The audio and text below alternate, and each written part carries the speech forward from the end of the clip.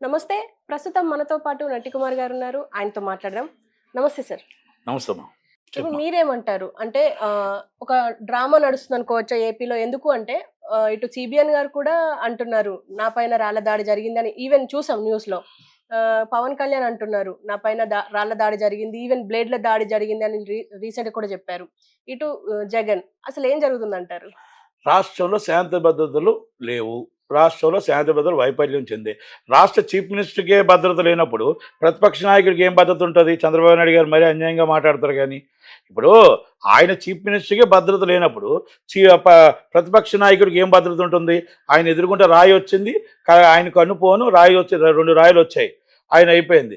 రాయిలొచ్చాయి నేను ధైర్యంగా ఉంటాను అంటున్నాడు. రాయి తగలలేదు కాబట్టి ధైర్యంగా ఉంటాడు. తగిలితే ధైర్యంగా ఉంటాడు ఆయన. అలాగే బ్లేడ్ బ్యాచ్లు వచ్చారు, మొత్తం టోటల్ బ్లేడ్లు కోసారండి. పవన్ కళ్యాణ్ గారు బ్లేడ్ అదృష్టం శాతం అక్కడ కార్యకర్తలు కాపాడి ఆ బ్లేడ్లన్నీ లాక్కున్నారు కాబట్టి సరిపోయింది. ఆ బ్లేడ్లు లాక్కోకపోతే ఆయన ఊరుకుంటాడా? అంటే ఆయన పరిస్థితి ఏంటి? అలాగే ఇప్పుడు ఒక రాయి వేశారు. వాళ్ళ మీద హత్యా ప్రయత్నం కేసు పెట్టారా? వాళ్ళ మీద హత్యా ప్రయత్నం కేసు పెట్టారా? వీళ్ళ మీద హత్యా ప్రయత్నం కేసు పెట్టారా? పెట్టలేదు. కానీ ఇక్కడ జగన్మోహన్ రెడ్డి గారి మీద హత్యా ప్రయత్నం కేసు పెట్టారు. అంటే ఆయన మీద జరిగిన దాడి మీద హత్యా ప్రయత్నం కేసు నమోదు చేశారు. అది హత్య చేయడానికే చేశారు అని ఒక అనుమానంతో వచ్చారు. అండ్ కానీ నేనంటుంది ఏమంటానంటే, మీరు ఏ రైట్లో అనుకుంటున్నారు? ఆ 30 అడుగుల దూరాన ఒక రాయి పిక్క కానీ నిజంగా ఆ రాయి పిక్క అంత ఫోర్స్లో కానీ వచ్చి కొడితే నిజంగా హత్యా ప్రయత్నమే కాదు, హత్యే జరుగుతుంది. అక్కడ అంత ఛాన్స్ కనబడట్లేదు. ఒకటి తీసుకొని ఒక ప్లాస్టిక్ గుగ్గుతోనో దేనితోనో కొడితేనే ఆ దెబ్బ తగిలింది. కానీ లేదు అనుకుంటే అంత ఫోర్స్లోగా నిజంగా రాయి పిక్క అయితే 5 అడుగుల నుంచి లోనికి వెళ్ళిపోతుంది. అంత ఫోర్స్లో నుంచి వస్తే షార్ప్ సూట్రే చేశాడు, ఇది వాస్తవం. ఎవరో షార్ప్ సూట్రే మాత్రమే చేశాడు.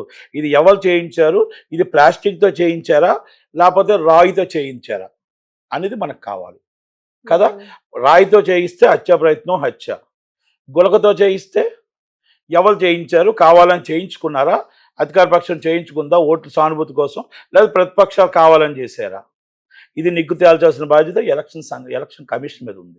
ఎలక్షన్ కమిషన్ ఇక్కడ ఏపీ పోలీసుల మీద నమ్మకుండా సెంట్రల్ నుంచి ఫోర్స్ తీసుకొచ్చి very sincere and IPS officer and investigation immediately as 19th election and postpone and last schedule June 4th before last schedule కేసి అక్కడ ఉన్న షెడ్యూల్ తీసుకొచ్చి బిఫోర్ వేరే ఎలక్షన్స్ కేసి ఈలోగా ఈ నిగ్గు తేల్చి కేంద్ర బలగాలతో రాష్ట్రపతి పాలన పెట్టి ఎలక్షన్ నడిపిస్తే శాంతి భద్రత లోపాలు లేకుండా జరుగుతుంది అనేది నా నమ్మకం. అండ్ పట్టించిన వాళ్ళకంటే దాడి ఎవరైతే చేశారో వాళ్ళని పట్టిస్తే 2 లక్షల బహుమతి ఇస్తామని చెప్పేసి అంటున్నారు. అంటే పోలీసులు అంత వీక్ అయిపోయి ఉన్నారా? అదే అంటే అంత రాష్ట్ర పోలీసులు ఫుటేజ్ కాదండి. సీసీ కెమెరాలు ఏమయ్యాయి? అక్కడ సీఎంకి సెక్యూరిటీకి సీసీ కెమెరాలు ఏమయ్యాయి? డ్యాగ కన్ను మొత్తం టోటల్గా వెరీ డ్యాగ్ కన్నుతో ఆయన మొత్తం చూసే కన్నులు ఏమయ్యాయి? ఎంత లైటింగ్ లేకపోయినా లైటింగ్ ఉన్నా కూడా అక్కడ మనిషి లేకుండా అక్కడ ఏం జరగకుండా ఎలా జరిగింది? పట్టించిన వాళ్ళకి 2 లక్షలు ఇవ్వడానికి మీరు ఇన్ని వేల మంది పోలీసులు ఉండి మీరే చూసుకోలేకపోతే అక్కడ సామాన్యులు ఏం చూస్తారు? ఎందుకో చెప్తారు. అంటే ఇది వైఫల్యం ఒప్పుకుంటున్నారా? మీరు తప్పని ఒప్పుకుంటున్నారా? ఇమీడియట్గా సస్పెండ్ చేయండి పోలీసు డిపార్ట్మెంట్ని. ఇమీడియట్గా రెవెన్యూ డిపార్ట్మెంట్ ఇమీడియట్గా సస్పెండ్ చేయండి. అంటే ఈ వైఫల్యంలో కోటికత్తి కేసులో ఎన్ఐఏ ఇప్పటిదాకా ఏం తేల్చలేకపోయింది. అదొక వైఫల్యం.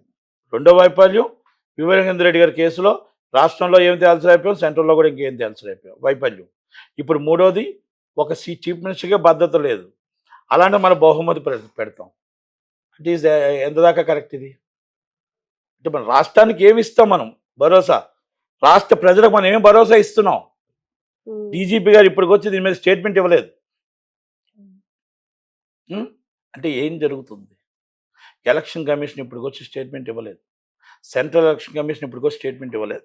కనుక immediately election commission immediately action తీసుకోవాలి. ఒక చీఫ్ మినిస్టర్కి భద్రత లేకపోతే ప్రతిపక్ష నాయకుడికి ఏం భద్రత ఉంటుంది? దీన్ని బట్టి మాకు అర్థమవుతుంది ఏంటంటే ఒక ఇండికేషన్ కోడికత్తి కేసు తర్వాత వైఎస్ వివేకానంద రెడ్డి గొడ్డల పోటు చనిపోయారు. ఇక్కడ ఇండికేషన్ కనబడుతుంది.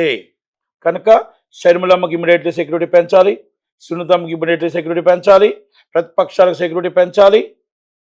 ఇక్కడ ఏదో ఇండికేషన్ కనబడుతుంది కాబట్టి శాంతి భద్రత ప్రాబ్లం వచ్చేటట్టు ఉంది.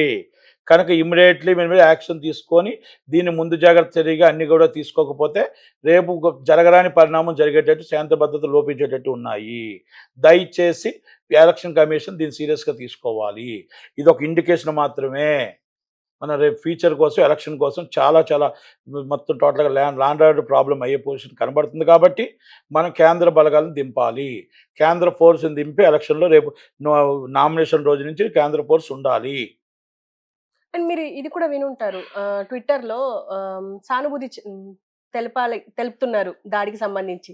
దాంట్లో భాగంగా ఇందులో 2 హైలైట్ అయ్యాయి. ఒకటి లోకేష్కి సంబంధించి, లోకేష్ అంటే జరిగింది ఏదో అన్నట్టుగా ఒక ట్వీట్ పెడితే ఆర్జీవి గారు ఒక ట్వీట్ చేశారు, రీట్వీట్ చేశారు. ఏంటంటే నీకు బ్రెయినే లేదనుకున్నా హార్ట్ కూడా లేదబ్బా అని చెప్పేసి ఒక ట్వీట్ చేశారు. ఈవెన్ షర్మిల కూడా ఇది యాక్సిడెంటల్ గా జరిగిన పరిణామం అని చెప్పేసి కూడా మాట్లాడారు, అంటే ట్వీట్ చేశారు. దీనికి మీరేమంటారు? శర్మలం చాలా మీకు యాక్సిడెంట్గా పరిణామం జరిగి ఉండొచ్చు, లేకపోతే సీరియస్గా జరిగి ఉంటే దీని మీద ఎవరినైనా సరే ఖండించవలసిన విషయమే. యాక్షన్ తీసుకోవాల్సిందే, నిజ నిజాలు బయట పెట్టాల్సిందని చెప్పారు. మనం ఒకటి తీసుకోవద్దు, 2 తీసుకుందాం శర్మలమ్మది. ఇప్పుడు ఆర్జీవి గారిది అంటారా? ఆర్జీవిదిని ఇద్దరిది అన్నదమ్ముల అనుబంధం. అది ఎవరిది? లోకేష్ గారిదిని ఆర్జీవిది అన్నదమ్ముల అనుబంధం. ఆయన ఈయనకి ఫీట్ చేస్తాడు, ఈయన ఆయన ఫీట్ చేస్తాడు.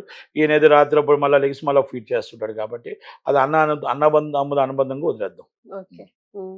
అండ్ షర్మిలమ్మ గురించి ఏమంటారు? అంటే దీనికి సంబంధించి ఎలాగో అంటే అనుకున్నారు అసలు రియాక్ట్ అవుతారా కాదా అని చెప్పి, అంటే ప్రతిపక్షం అవడం ఏంటి? ఇప్పుడు ఆమె భయం ఆమెకు ఉంది. ఇప్పుడు టార్గెట్ ఏంటి? నెక్స్ట్ టార్గెట్ ఇప్పుడు అది కుటుంబంలో 4 పేద ఉంటది. ఇప్పుడు అది పరిస్థితి ఏంటంటే ఇక్కడ ఇంకోటి ఉంది. జనాలు అనుకుంటుంది ఏంటంటే ఒకనొక టైం షర్మిలమ్మ సునీతమ్మ వాయిస్ ఈజ్ రేజింగ్ ఎక్కువగా వైసీపీకి దెబ్బ తీయడానికి వాళ్ళు పెట్టిన ప్రచారంలో దూసుకుపోతున్న దాంట్లో వైసీపీకి దెబ్బ తగులుతుంది. కాబట్టి ఇలాంటి ప్రయోగం ఒకటి చేసి వాళ్ళ నోరు కట్టడి చేసి టీవీలన్నీ కూడా మొత్తం సోషల్ మీడియా అంతా కూడా వన్ సైడ్ జగన్మోహన్ రెడ్డి గారు తిప్పుకున్నారు. ఇది తిప్పుకోవడంలో ఆయన సక్సెస్ అయ్యారు. దీంట్లో ఎంతసేపు దానికోసమే డిస్కస్ చేసుకుంటున్నారు. కాబట్టి షర్మిలమ్మ కోసం డిస్కస్ చేయట్లేదు అన్న దాంట్లో సక్సెస్ అయ్యారు అనేది అంటున్నారు. ఇది సక్సెస్ అవడానికి ఇది ఒక ఫార్ములాగా వాడుకున్నారు అంటున్నారు. కనుక ఎలక్షన్స్ ముందు మన వీల్ చైర్ మమతా బెనర్జీ గారు మళ్ళీ ఇప్పుడు తల కట్టు, ఇప్పుడు తర్వాత ఒక్కొక్కరు ఒక్కొక్క డిఫరెంట్ చేసుకుంటున్నారు. ఎవరు సానుభూతి పొంది అప్పుడు కోడికత్తి కేసు, గొడ్లపోటు, ఇప్పుడు ఇంకొకటి సానుభూతి. కానీ జనాలు విజ్ఞులు, అన్ని రోజులు మనవ కావు. జనాలకు అర్థమవుతుంది ఇది నాటకమా నిజమా అబద్ధమా. ఇది సోషల్ మీడియాలో పెడుతుంది మీకు ట్రోలింగా నిజమా అబద్ధమా. కనుక నేనేమంటున్నానంటే జనాలు విజ్ఞులు. మే 13 ఎలా ఓటేయాలో ఎలా చెయ్యాలో మీరు నిజంగా న్యాయం చేస్తుంటే ప్రజలకి మీకే పక్కం కడతారు. మీకు అన్యాయం చేస్తే ప్రతిపక్షాన్ని పక్కం కడతారు. ఇది ఒక్కటి మాత్రం నమ్మండి, పైన దేవుడు ఉన్నాడు, కిందన మీరున్నారు. మనం నమ్మాలి, నమ్మక తప్పదు. కనుక దేవుడు చూసుకుంటాడు. మీరు నిజం చేస్తే దేవుడు మిమ్మల్ని గెలిపిస్తాడు, మీరు అబద్ధం చేస్తే మిమ్మల్ని ప్రజలు ప్రతిపక్షాన్ని గెలిపిస్తారు. ఇది మీరు నమ్మాలి, మేము కూడా నమ్ముతున్నాం.